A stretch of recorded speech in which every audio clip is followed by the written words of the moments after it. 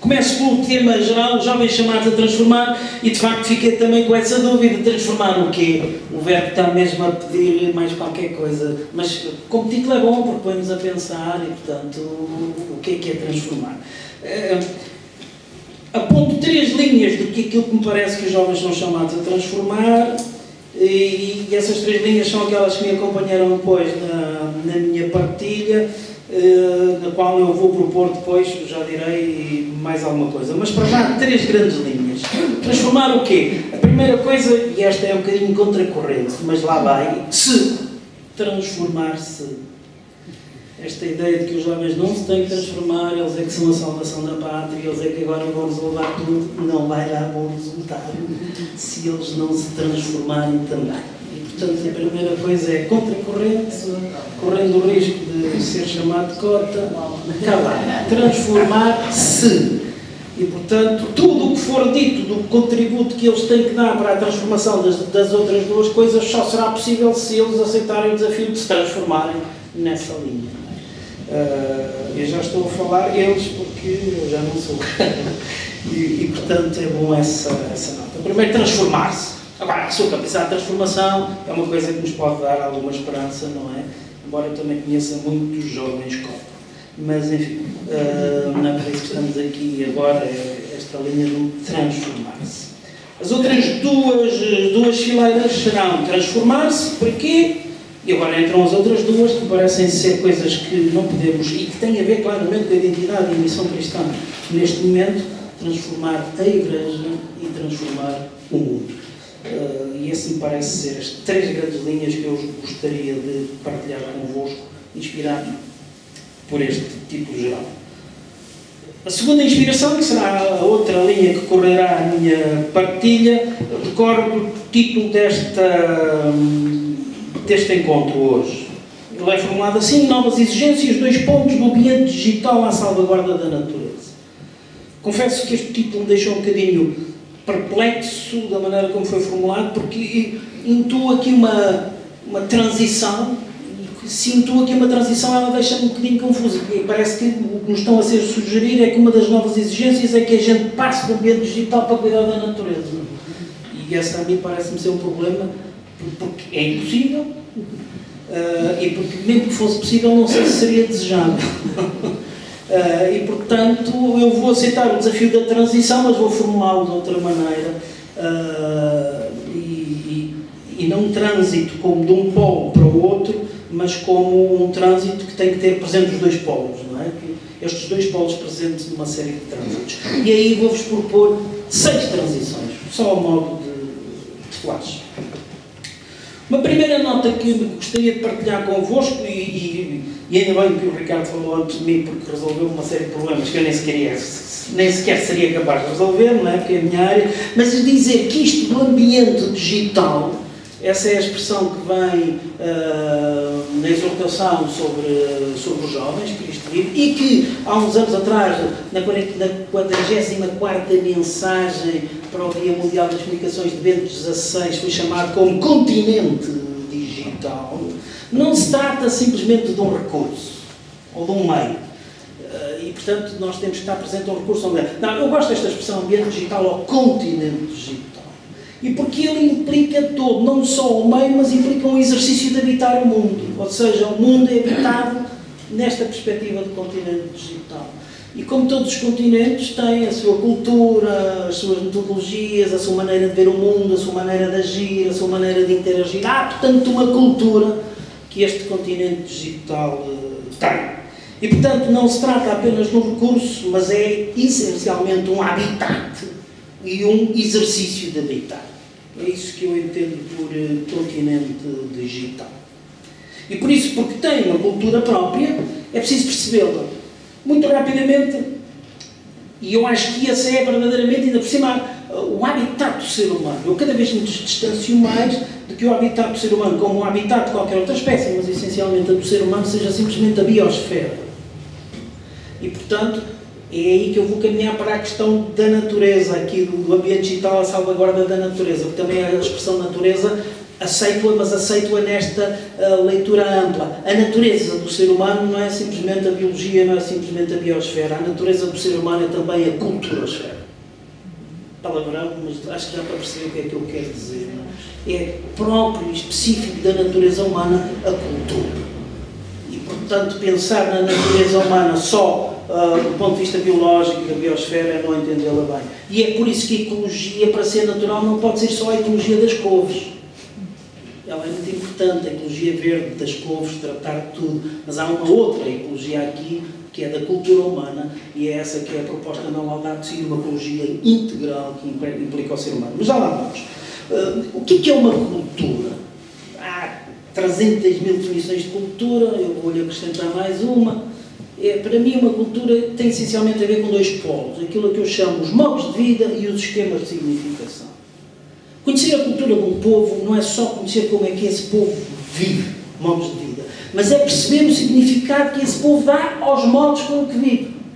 Isso é que é verdadeiramente perceber a cultura de um povo. Porque pode acontecer que eu repita os modos de vida e não dê verdadeiramente esse significado à maneira como estou a viver o mesmo significado. Não sei se me estou a fazer entender. Isso acontece, por exemplo, quando nós ainda podemos ter modos de vida que, em muitos casos, são referência explícita a uma identidade cristã. Ainda paramos ao domingo, cada vez menos, mas ainda celebramos o Natal, ainda celebramos a Páscoa, mas não atribuímos os mesmos significados. E, portanto, num aparente modo de vida marcado por uma identidade cristã, verdadeiramente ela já não é tão cristã quanto isso, porque os significados que eu dou a esses modos de vida não são os mesmos. E, portanto, entender a cultura é entender os modos de vida e os esquemas de significação. O continente digital tem modos de vida e esquemas de significação. E, portanto, tem que perceber esses modos de vida e esses esquemas de significação para poder interagir aí. E aí dou um salto, porque verdadeiramente essa é uma das missões do cristianismo, aquilo que nós podemos chamar a diaconia da cultura. Ou seja, haver uma proposta. Isso é claramente até dito depois, que o cristianismo tem que inculturar-se. A fé tem sempre que ser traduzida em cultura. Ou dito de outro modo, não pode ser só modo de vida, tem que ser esquema de significação. Para que verdadeiramente dê significado aos modos de vida.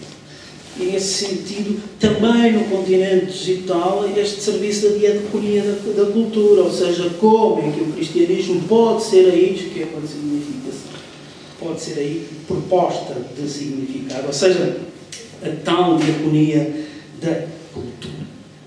Dentro dessa diaconia, penso que há em cima da mesa, neste momento que estamos a viver, tanto da vida do mundo como da vida da Igreja. Da vida da Igreja teria que ser obrigatoriamente dizer da vida do mundo, porque não pode haver uma vida da Igreja que não seja também a vida do mundo. O resto pode haver a vida do mundo sem ser vida da Igreja, não pode ser vida da Igreja sem ser vida do mundo. Neste momento que estamos a viver, parece-me que o desafio que nos é proposto e que nos é proposto debaixo deste pontificado passa. Eu podia fazer uma leitura a partir dos grandes textos do Papa Francisco, tenho feito esse exercício e penso que ele é significativo e para mim faz sentido, mas vou-me simplesmente basear hoje, até por causa de tempo, em dois grandes polos que me parece que são o que estão em cima da mesa neste momento. Há duas exigências que a mim parece que a comunidade cristã é chamada a ter presente.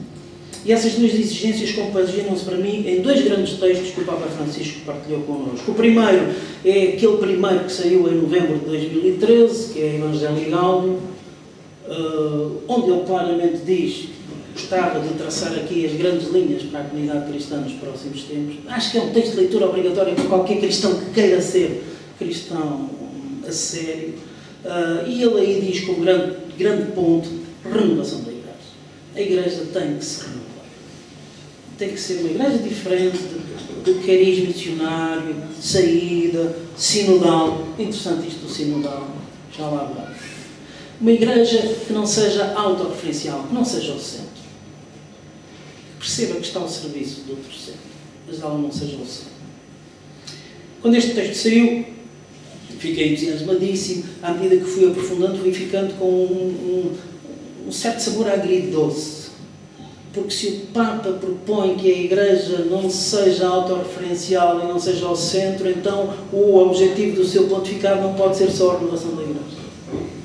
Porque se for só a renovação da Igreja, ela própria cai na autorreferencialidade que ele está a denunciar. Falta aqui qualquer coisa.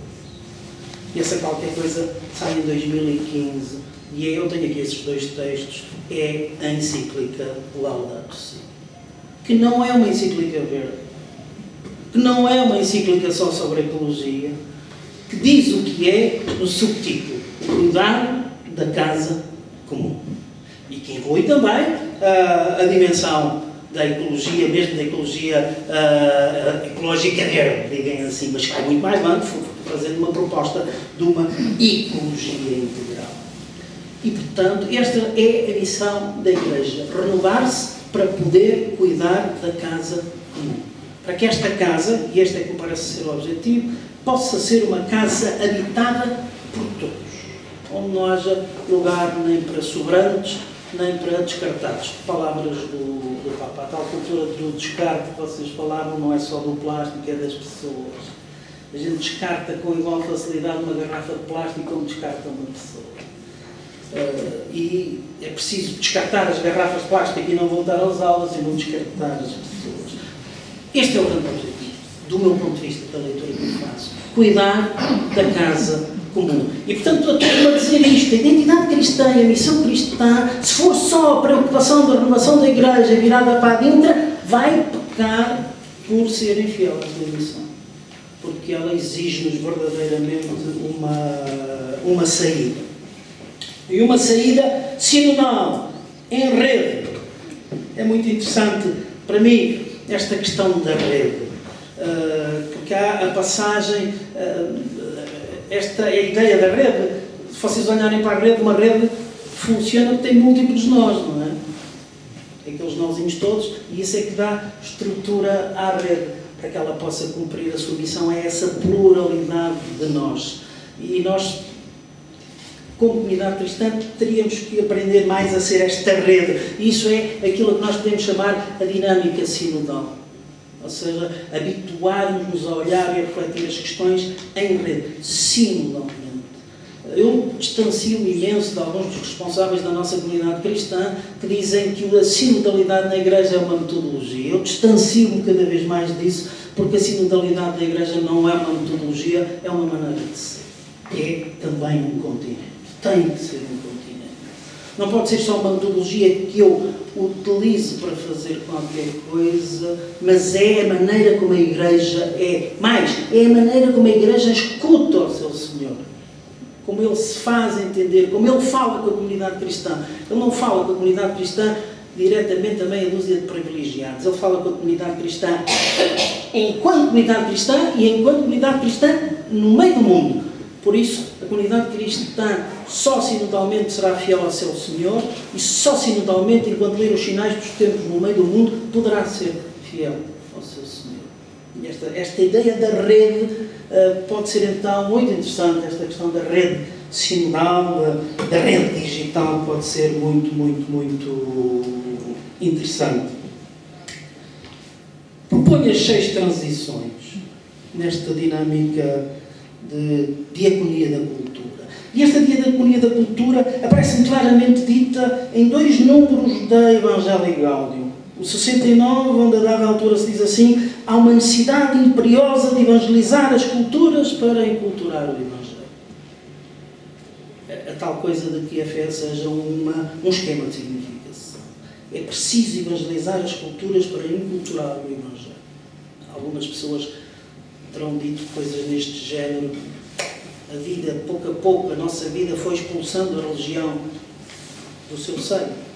A vida das pessoas parece que foi expulsando a religião do seu seio. Ao que outros responderam: talvez, porque a religião cometeu o erro de expulsar a vida do seu seio. Portanto, começou-se a dedicar a outras coisas que não a vida concreta das pessoas. E, portanto, deixou de ter tanto interesse. Ou o número 74, que diz uma coisa que eu acho verdadeiramente desafiante: é necessário chegar aonde são concebidas as novas histórias e paradigmas e alcançar, com a palavra de Jesus, os núcleos mais profundos da alma das cidades. Se nós não tivermos a ousadia de ir onde estão a ser forjadas esses novos paradigmas e essas novas histórias, elas serão forjadas sem a luz do Evangelho, sem esta diaconia da cultura. E esses locais onde estão a ser forjados os novos paradigmas e as novas histórias são locais, são terrenos que nós não estamos habituados a pisar e que até nos causam algum desconforto às vezes. Mas temos que lá ir. E essa é uma das transições. Então aqui vão as 6 transições. A primeira, que eu vou chamar de uma maneira muito simples e tão complexa ao mesmo tempo, e que vou buscar 2 números da Evangelii Gaudium. No número 2 da Evangelii Gaudium, acho que o Papa faz um dos diagnósticos mais certeiros da nossa cultura, e estas transições têm a ver com as três transformações, do transformar-se, o transformar a Igreja e o transformar o mundo. Até estas 6 transições são válidas para estes 3. Transformar-se enquanto jovens, e digo isto dos jovens, como digo qualquer cristão, não é? Mas o título é os jovens chamados a transformar a Igreja e transformar o mundo. A primeira, do egoísmo ao dom. No número 2 da Evangelii Gaudium, o Papa diz assim: o grande risco do mundo atual, com a sua múltipla e avassaladora oferta de consumo, é uma tristeza individualista que brota do coração comodista e mesquinho, da busca desordenada dos prazeres, da consciência isolada. O individualismo egoísta. Que todos nós, de um modo ou de outro, caímos. E passar para o dom. Vem no número 10 da Evangelii Gaudium, diz assim: a proposta é viver a um nível superior, mas não com menor intensidade. É tão interessante isto, porque nos egoísmos nós somos intensos. Nós vivemos os nossos egoísmos intensamente. O convite é viver o dom tão intensamente como nós vivemos os nossos egoísmos. Na doação a vida se fortalece e enfraquece no comodismo. Portanto, esta primeira transição. E esta primeira transição, mas isso para a comunidade. Não, isto para a comunidade cristã. As comunidades cristãs da qual nós fazemos parte, às vezes são profundamente egoístas. Muito preocupadas com a salvação da sua alma, porque somos mais generosos também dos nossos amigos, e eu sou tão generoso que até vocês estão aqui ao pé de mim, mas é só por causa de ser muito generoso. O cristianismo e a proposta cristã é um dom para toda a gente. Tem que ser vivido. Portanto, passar do egoísmo ao dom seria a primeira transição. A segunda transição, esta que eu apelido assim, de passar de olhar para estas dinâmicas do cuidar da casa comum como de ocupar um espaço para habitar um lar. A casa comum não é um espaço que nós ocupamos, é um lar que nós habitamos. O mundo, a natureza, não é um espaço no qual nós vivemos. Nós também somos esse mundo. Nós também somos terra, diz a Laudato. E, portanto, este exercício de habitar esta terra e de ser um lar. E há uma enorme diferença entre ocupar e habitar. Ocupar um espaço, o habitar é fazer desse espaço meu. Não meu como posse, mas meu como realização. Todos nós somos capazes de perceber isso. E pá, o tempo passa, tenho mesmo que acelerar. Só dizer assim, quando a casa onde nós moramos não é um lar, é simplesmente um espaço, e um espaço que a gente até tem algum... Voltamos para lá que temos que dormir debaixo de algum teto, não é? Mas é só por isso.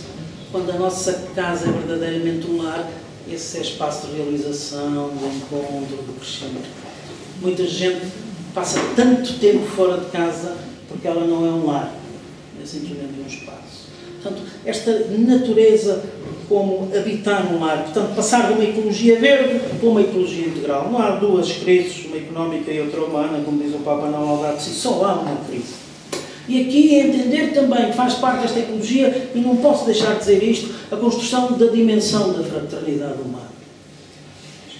É fundamental este ambiente para ser lar de toda a fraternidade. Considero verdadeiramente histórico aquele documento que o Papa Francisco assinou com o sheik da mesquita de Al-Azhar sobre a Aliança da Fraternidade Humana, que foi olimpicamente ignorado por toda... As nossas comunidades não fizeram reação a isso. Aliás, alguns até se questionaram como é que o Papa se atreveu a sentar-se ao lado de um sheik e pôr-se ao mesmo nível para assinar um documento. É verdadeiro, do meu ponto de vista, é verdadeiramente aqui que está em jogo muita da construção, uma aliança da fraternidade humana. O que é que nós queremos fazer deste mundo? Uma casa habitada por todos. Não pensemos, qual é a missão da Igreja? É fazer toda a gente cristã? Não é! A missão da Igreja é, como cristãos, e a partir da nossa identidade cristã, contribuir para que esta casa possa ser uma casa habitada por todos. Esta aliança da fraternidade. Terceira transição, da rede à comunidade, ao corpo. A rede é fundamental por causa de todos os seus nós. Precise aqui uma dimensão interessante, que seria a questão da comunidade. A comunidade tem que ser mais do que rede. Não pode ser menos do que rede, mas tem que ser mais do que rede. Porque a comunidade tem estes múltiplos nós, mas depois tem um nó central à volta do qual se cristaliza a rede. E esse nó tem que ser Jesus Cristo e a sua proposta para a humanidade. E, portanto, porque a rede, reparem, a rede muitas vezes é constituída por rede de interesses, rede de oportunidades, redes funcionais, a rede da comunidade. A rede que a comunidade tem que ser, não pode ser simplesmente interesses, de oportunidades funcionais. Pode ser isso também, mas tem que ir muito para além disso. Tem que ser verdadeiramente uma rede de missão. Essa missão de cuidar da casa comum. Um corpo constituído por vários membros distintos, todos importantes, mas todos são membros do mesmo corpo e todos querem a função do mesmo corpo. Quarta transição, e aqui estou-me a deixar inspirar pela mensagem, pela 53ª, acho que é a terceira, exatamente, mensagem para o Dia Mundial das Comunicações, do Papa Francisco, para este ano, estamos a celebrar, a transição do like ao amém. O pessoal todo faz like no Facebook, o like eu gosto, fiz tudo bem, não, ao amém, ou seja, assim seja, eu quero, isto passa a ser parte, é uma missão minha, facilmente entender, ou seja, um envolver, um compromisso maior, que não é simplesmente do like, é do amém. A gente diz, muitas vezes os nossos amens não são mais do que likes, isso é outra história, era preciso que os likes fossem amens, não é? Assumo isto de transformar o mundo, de transformar a Igreja, cada um da casa comum, como uma missão muito mais do que um like. Penúltima transição, que me parece muito importante, do meu bem, nosso bem, para o bem comum. É talvez uma das grandes pilares da doutrina social da Igreja, que está hoje a ser necessitado de ser trabalhado. Do meu bem, nosso bem, para o bem comum. E a definição do bem comum todos a conhecemos, o melhor bem possível para todos e cada um. E, portanto, esta capacidade de procurar o bem de todos é também procurar o meu bem. Portanto, fazer o bem comum, enfim, não tem mais nisto, quando todas estas coisas poderiam ser mais desenvolvidas. É aquilo aqui que o Ricardo já falou também, passar com uma pedagogia da solidariedade e da sobriedade. Talvez tenhamos que viver com menos para que todos possam viver com mais. Isto parece-me importantíssimo. E uma última transição, a sexta, é que eu vou chamar do centro para a periferia. Como é que nós definimos as periferias? São periferias em relação a quê? Ao centro. Uma periferia é definida a partir do centro, não é? É a periferia de um centro. O meu desafio é fazermos ao contrário, é definirmos os centros a partir das periferias. Não definir a periferia a partir do centro, mas definir o centro a partir das periferias. E perceber que o centro da missão da Igreja está na ida às periferias, naqueles que são as periferias geográficas e existenciais, naqueles os que são os excluídos, para que verdadeiramente esta casa possa ser uma casa habitada por todos. E para isso é inevitável transformarmos-nos, transformar a Igreja e transformar o mundo. Muito obrigado pela vossa atenção.